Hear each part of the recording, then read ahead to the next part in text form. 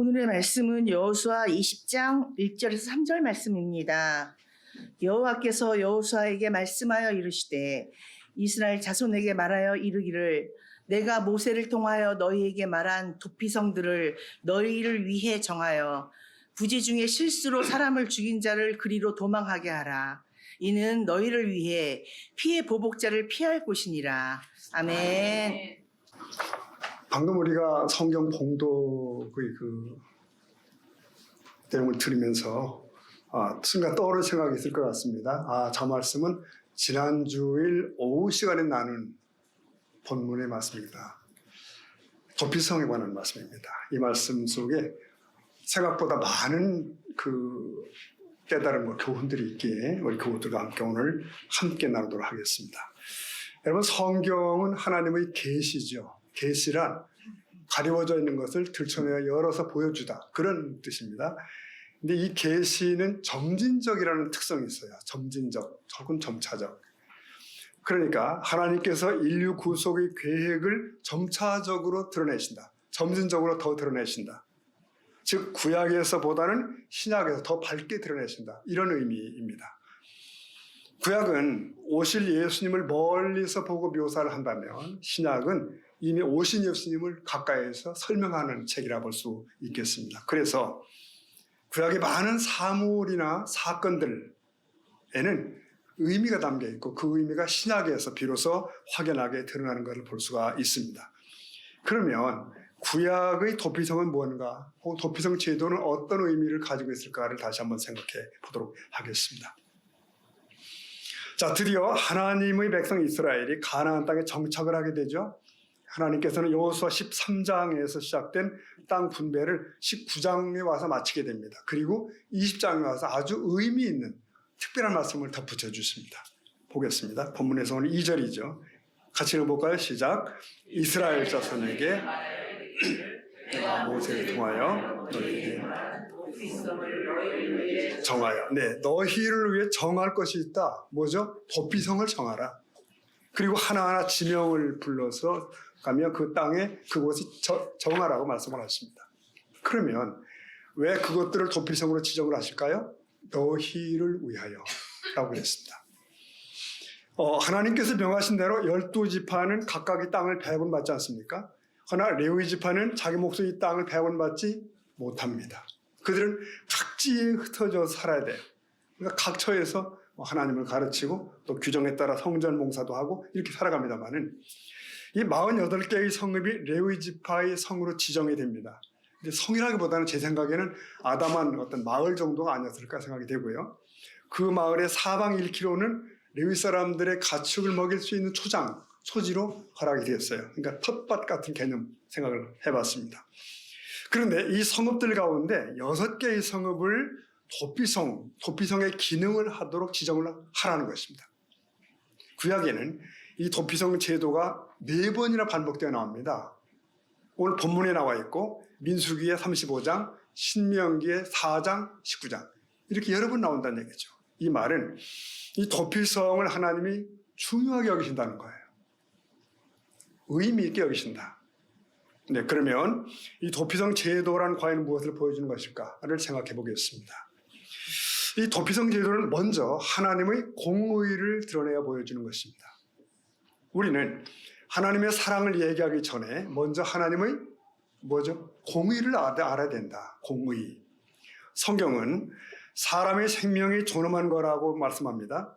모든 사람의 생명이 다 존엄해요. 짐승과 사람이 다른 것은 사람이 하나님의 형상대로 지금 받았기 때문이죠. 그러므로 다른 이의 생명을 해치거나 뺏은 자, 피를 흘린 사람 반드시 똑같이 피를 흘려야 된다는 것이 하나님의 공의입니다. 물론 공의를 시행할 수 있는 주체는 국가나 사법기관이에요. 개인은 그렇게 할 수 없습니다. 사사로운 복수는 절대 금합니다.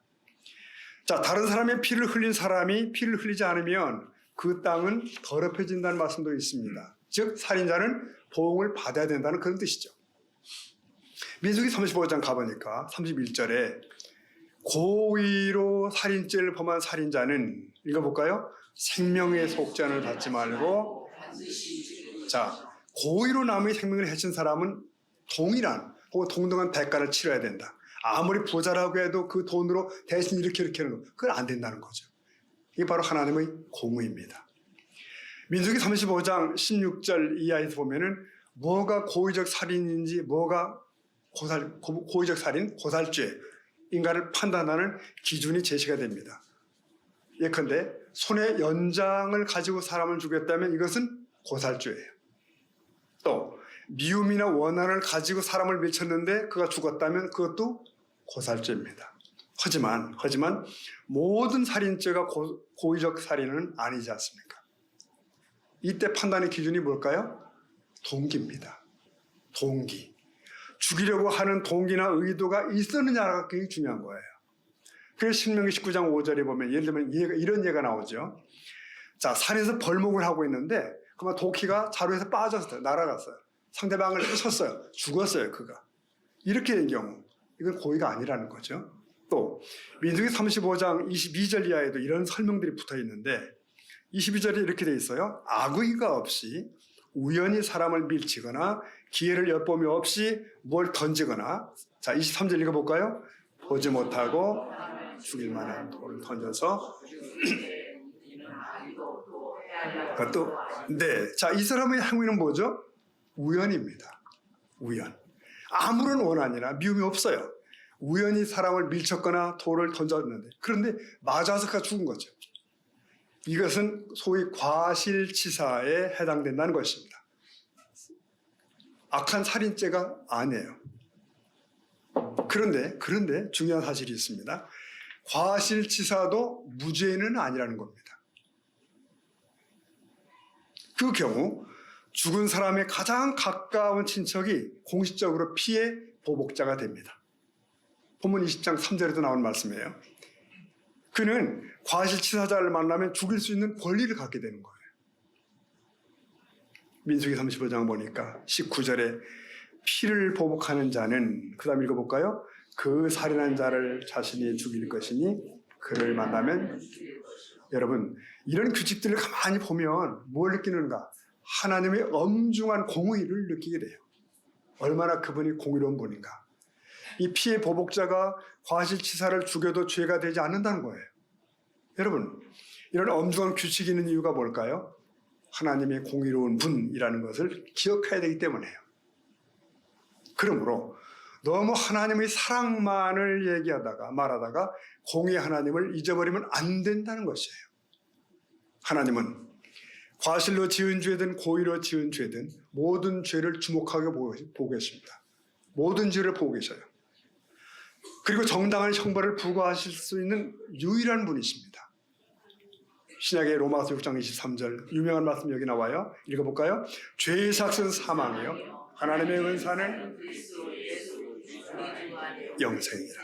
그러니까 어떤 죄든지 그 값은 뭐죠? 죽음이라는 겁니다. 죄로 말미암아 인간은 육신의 사망을 형벌로 받게 되었습니다. 그래서 우리는 모두 죽어요.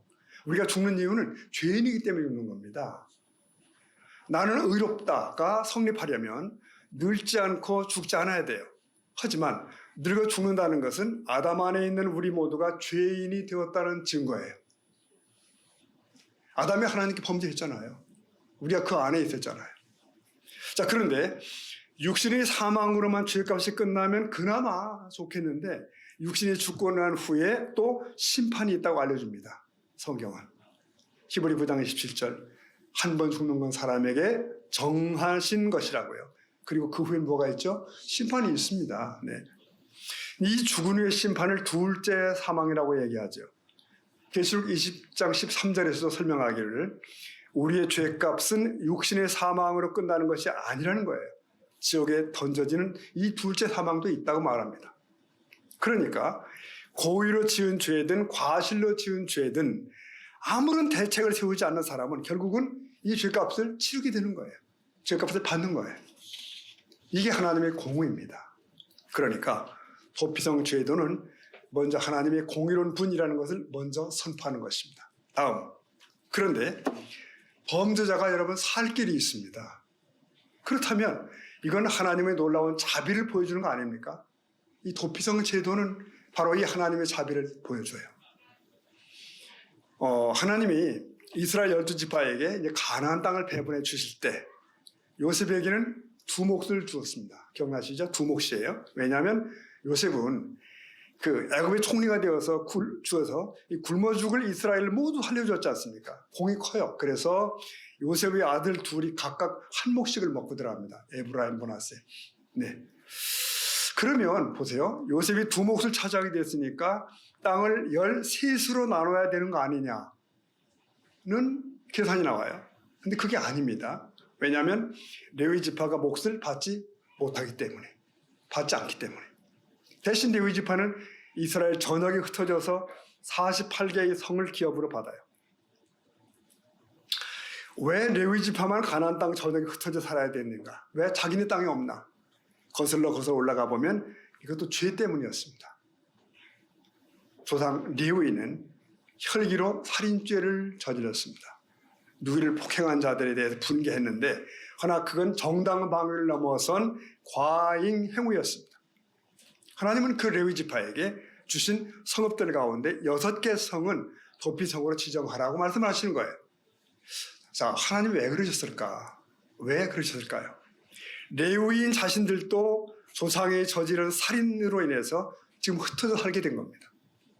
그러므로 과실치사로 살인한 자들을 이해하고 받아들여줄 수 있는 유일한 여건의 사람들이에요. 여기서 교훈이 있습니다. 죄를 짓고 용서받은 경험을 가지고 있는가?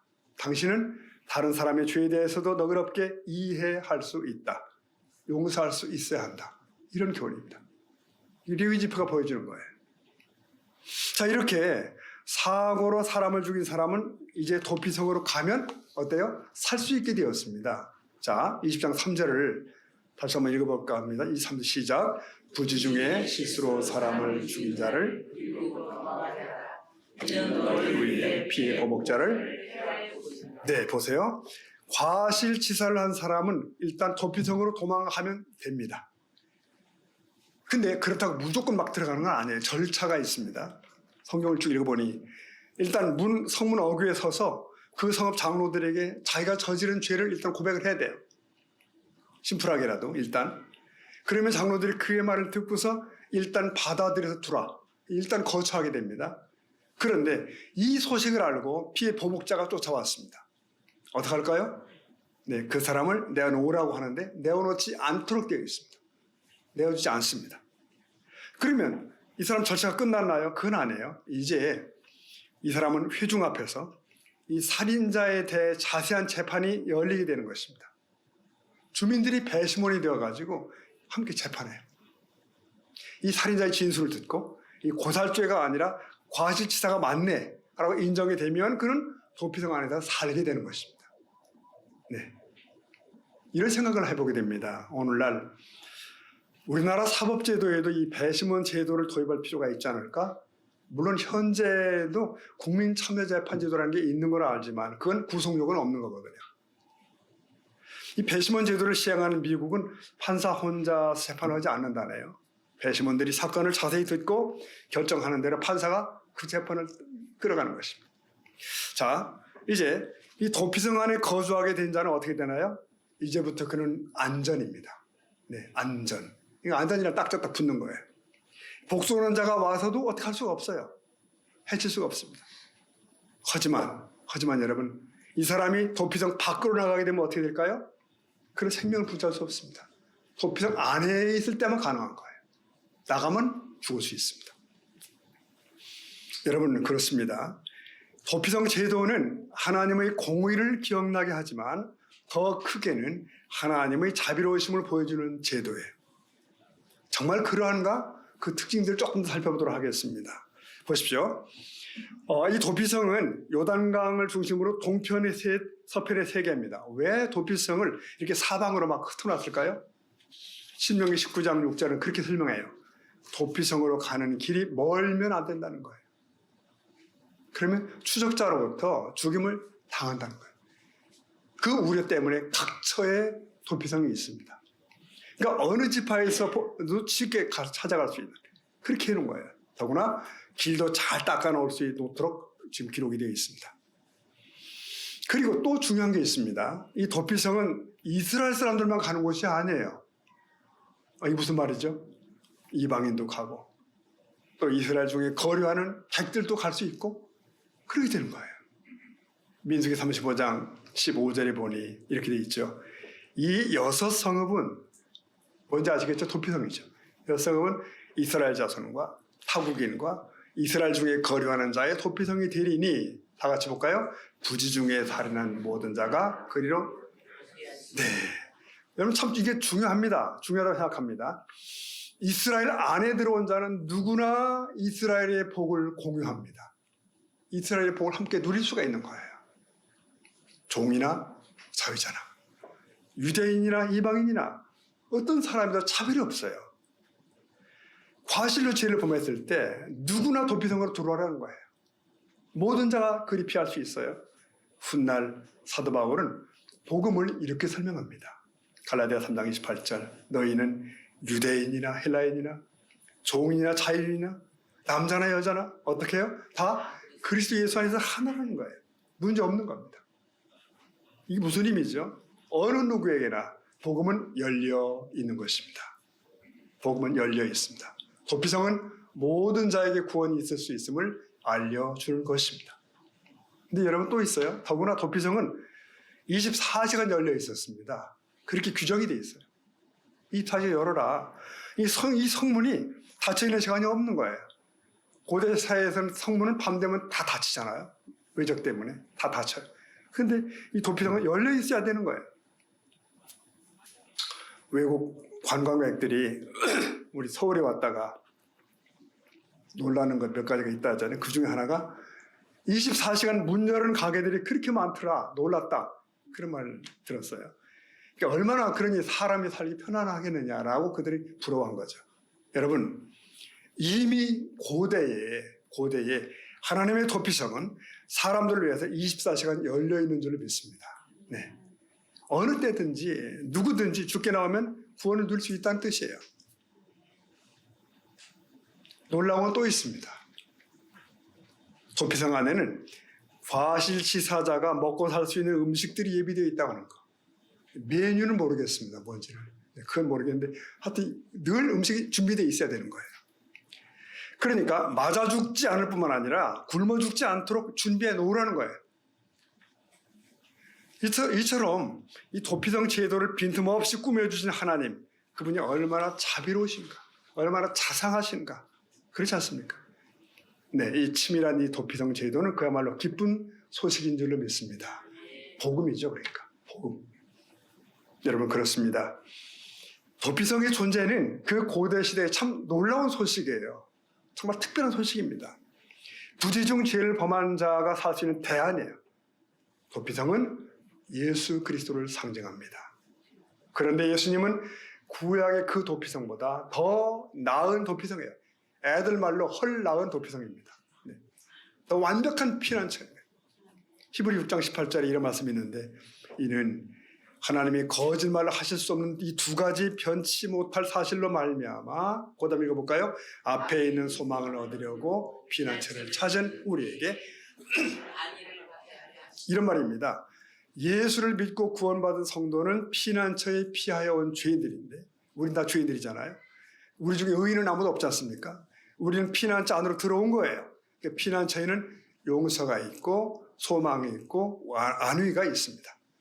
70장 찬송이 기억납니다. 그 가사가 이렇게 돼 있죠. 가사 읽어볼까요? 쉽게 못 나오네요. 제가 하겠습니다. 70장 찬송에 이런 가사가 있어요. 피난처에 있으니 환난을 당한 자 이리 오라. 땅들이 변하고 물결이 일어나 산 위에 넘치되 두렵지 않네. 여기서는 피난처에 있으니. 하나님의 피난처 안으로 들어온 사람은 용서하시겠다. 맹세하셨고 하나님은 또 그분 자신이 거짓을 말할 수 없는 분이셔요. 이 두 가지 사실이 성도가 피난처를 신뢰할 수 있는 근거라는 말씀이 방금 앞에 나온 히브리 6장 18절입니다. 여러분 기억하셔야 됩니다. 예수님은요 더 좋은 도피성이십니다. 더 나은 피난처입니다. 그 이유가 뭐냐고 묻는다면 몇 가지 더 말씀드릴 수 있습니다. 자, 첫째 예수 그리스도는 구약의 도피성보다 사람들에게 훨씬 가까이 계시기 때문이에요. 물론 도피성은 곳곳에 배치되어 있어요. 어디서나 하루 안에 도착할 수 있도록 준비되어 있습니다. 네. 하지만 예수님은 그보다 더 가까이에 계세요. 그보다 더 가까이. 예수님은 어디로 가면 만날 수 있나요? 로마서 10장 7절에 의하면 예수를 만나기 위해서 천국에 올라가거나 음부에 내려갈 필요가 없다. 그러시면서 8절에 보면 이런 말씀이 있습니다.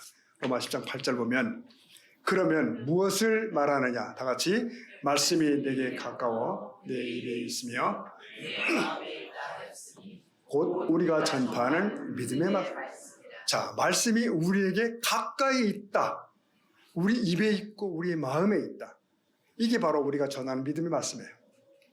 우리가 마음으로 믿고 입술로 예수님을 구주로 고백하면 그 즉시 우리 안으로 들어오시는 줄로 믿습니다. 그만큼 가까이 계시다는 거예요. 볼지어다 내가 문 밖에 서서 두드리노니. 이런 식으로. 네. 예수님을 만나기 위해서 그래요. 멀리 갈 필요 없습니다. 누구나 마음으로 믿고 입술로 고백합니다. 그러면 그 순간 그가 내 안에, 내가 그 안에 있는 줄로 믿습니다. 또 하나, 예수 그리스도는 왜 더 나은 도피성인가? 왜 더 나은 도피성인가? 그는 과실로 지은 죄뿐만이 아니라 고의로 지은 죄까지도 심판해서 해방을 시키는 분이십니다. 네. 구약의 도피성에는 과실로 죄를 지은 사람만 받아줬어요. 하지만 예수님은 고의든 과실이든 큰 죄든 작은 죄든 모든 죄인들을 다 받아주십니다. 용서하시고 구원하시는 완전한 구주가 되십니다. 히브리 7장 25절 유명한 말씀이죠. 그러므로 자기를 힘입어 하나님께 나아가는 자들을 어떻게 하시죠? 온전히 구원할 수 있으니 이는 그가 살아계셔서 그들 위해 간구하신 분이기 때문에. 자, 예수께 나오는 자들은 온전히 구원하실 수 있다. 그분은 아주 극악한 죄인까지도 구하신다는 말씀이에요. 이렇게 말씀을 드려도 어떤 일은 꼭 의심을 꼭 제기를 합니다. 그래도 나는 죄가 무지 큰데 용서받을 수 있을까요? 이렇게 꼭 그래요. 예수님을 믿으면 누구도 용서받습니다. 어느 죄도 용서받습니다.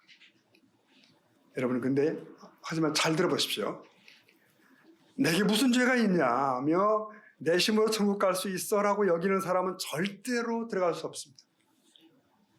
천국은 죄가 있느냐 없느냐로 결정되는 것이 아니에요. 천국은 피난인 채이신 예수 그리스도 안으로 들어왔느냐 밖에 있느냐로 결정되는 것입니다. 아멘이죠? 네. 그러니까 예수라는 도피성 안으로 들어온 사람은 어떤 죄라도 용서받고 천국에 들어가는 것이에요. 믿음으로 예수님을 주님으로 모신 자는 누구나 천국에 들어가는 것입니다. 구약의 도피성은 훌륭하지만 완전하지 않습니다. 그러나 예수님은 어떠십니까? 여러분 요한 6장 37절에 보니 이렇게 말씀하시네요. 다 같이 볼까요? 아버지께서 내게 주시는 자는 다 내게로 올 것이요 내게 오는 자는 내가 결코 네, 여기서 다 내게로 올 것이요 중에 우리가 포함되는 거예요. 명심해야 됩니다. 예수 그리스도께 오는 사람은 아무도 내어 쫓김을 당하지 않습니다. 면목이 없어도 상관이 없습니다. 거기에 용서가 있고 평안이 있습니다. 영생이 있고 부활이 있습니다. 예수 그리스도는 영원히 살아계셔서 그 날개 그늘 아래 피하러 온 자들을 영원토록 보호하시는 줄로 믿습니다. 또 있습니다, 여러분. 예수 그리스도는 일시적인 피난처가 아니라 영구한 피난처인 줄로 믿습니다. 자, 도피성으로 피한 자에게는 안전이 있고 평안이 있어요. 그러나 자기가 저지른 죄에 대한 책임을 지기 위해서 도피성 안에 사실은 연금되어 있는 거거든요. 도피성 안에 있지 않습니까? 늘. 밖으로 나가면 안 되는 거예요. 그러면 완전한 자유는 언제 주어지나요? 언제 주어지겠습니까? 있습니다. 방법이. 여호수아 20장 6절에 보니 나오죠. 그 살인자는요. 그 당시 대제사장이 죽기까지 그 성읍에 거주하다가 그 후 대제사장이 죽은 후에 그 살인자는 그 성읍에서 그 자기가 도망하여 나온 자기 성읍으로 자기 집으로 돌아갈 수 있다는 거예요. 네, 보십시오. 그 당시 대제사장이 죽으면 비로소 그 사람은 자기 고향으로 돌아갈 수가 있습니다. 대제사장의 죽음이 살인죄를 대속하는 것으로 간주되기 때문이에요. 대제사장의 죽음은 예수 그리스도의 죽음을 속죄를 예표합니다. 영원한 대제사장이신 예수님이 십자가에 못 박히심으로 우리는 우리를 속박하던 죄와 죽음의 세력에서 해방이 되는 것이에요. 이미 도피성 안에 있는 사람의 소원은 아마도 도피성 안에 있는 사람의 소원은 대제사장님 빨리 돌아가게 해주십시오. 그런 거 아닐까요? 그렇다면 대제사장이 죽어야 도피성 안에 있는 사람이 해방된다는 것은 뭐 어떤 의미인가? 무슨 뜻인가? 대제사장은 하나님과 백성 사이에서 죄의 문제를 중재하는 사람이잖아요. 그래서 이 대제사장이 죽으면 도피성으로 피한 죄인의 문제가 종결 처리되는 거예요. 그냥 끝나는 거예요. 맞습니다. 영원한 대제사장이신 예수님의 십자가의 죽음은 죄의 문제를 해결한 해방 사건인 줄로 믿습니다. 완전하게. 히브리 4장 14절. 그러므로 우리에게 큰 대제사장이 계시니 성천하시니 곧 하나님의 아들 예수시라. 그래서 우리가 믿는 도리를 굳게 잡자. 보십시오. 우리에게 큰 대제사장이 누굽니까? 하나님의 아들 예수이십니다. 그는 그냥 대제사장이 아니라 큰 대제사장이죠. 도피성에 피신한 사람은 오직 대제사장이 죽을 때 자신의 집에 돌아갈 수 있었습니다. 네, 이것은 예수님의 죽으심을 통해서 우리가 죄에서 해방됨을 의미합니다. 온전한 자유를 누릴 수 있음을 가리키는 것이에요. 대제사장의 죽음은 우리 주 예수 그리스도가 십자가의 죽으심으로 우리의 죄가 용서받는 놀라운 진리를 예표합니다. 그러므로 예수 그리스도는 온전한 도피성인 줄로 믿습니다. 자, 말씀을 매듭을 하겠습니다. 네, 구약의 도피성 제도는 인류 구속의 비밀을 보여줍니다. 이제 아담의 후손인 모든 인류에게는 엄숙한 이제 책임이 있어요. 뭐죠? 도피성 안으로 자기가 들어와야 된다는 거예요. 누구라도 도피성에 들어가지 않으면 죄에 대한 공의의 심판을 면할 수 없습니다. 도피성은 부자가 되려고 들어오는 것이 아닙니다. 도피성은 병 나으려고 오는 것도 아니에요. 똑똑해지거나 지혜로워지기 위해서 오는 것도 아닙니다. 죽지 않고 살기 위해 도피성으로 들어와야 되는 것입니다. 도피성은 생명을 보존해 주는 것이에요. 생명을 보존한다. 그러므로 남이 대신 가줄 수 없다는 것. 뭐 어떤 일은 계속 그런 농담하잖아요. 우리 아내가 교회 잘 다니기 때문에 천국에 갈 때 아내 치맛자락 붙잡고 갈 수 있어. 백이 있다는 거예요. 하나 그렇게 갈 수는 없죠. 네. 그리고 부모가 예수님을 잘 믿는다고 자녀가 저절로 가는 것도 물론 아니고요. 본인이 들어와야 됩니다. 믿음은 칫솔과 같아서 누구든지 자기 것을 사용합니다. 남의 것을 쓸 수가 없습니다. 그리고 도피성 안에 들어와 있으면 벌벌 떨 필요가 없는 거예요. 우리의 과거의 어두운 죄책감에 매여 있을 필요가 없습니다. 우리는 도피성 안에 있기 때문에 죽음도 두렵지 않죠. 이스라엘에게는 6개의 도피성이 있습니다. 우리 인류에게는 예수 이외의 다른 도피성은 없는 줄로 믿습니다. 죄가 있어도 근심이 있어도 절망이 있어도 도피성으로 들어오면 됩니다. 그리스도 예수 안에 사죄가 있고 영생이 있습니다. 소망이 있고 하나님의 축복이 있습니다. 저와 여러분 모두가 이 도피성 대신 예수님 안에 살기를 주의 이름으로 축원합니다. 그런 우리들이 모여있는 교회가 바로 도피성이기도 합니다. 네, 죄인들을 위해 열려있는 교회를 만들어야 되는 거죠. 죄에 매여 허덕이는 도피성 바깥의 사람들을 맞아들이는 우리 교회가 될 수 있기를 소원합니다. 이 귀한 은혜를 누리며 또 그 귀한 사명을 지켜나가는 저와 여러분 되기를 주의 이름으로 축복합니다. 아멘. 우리 기도하시겠습니다.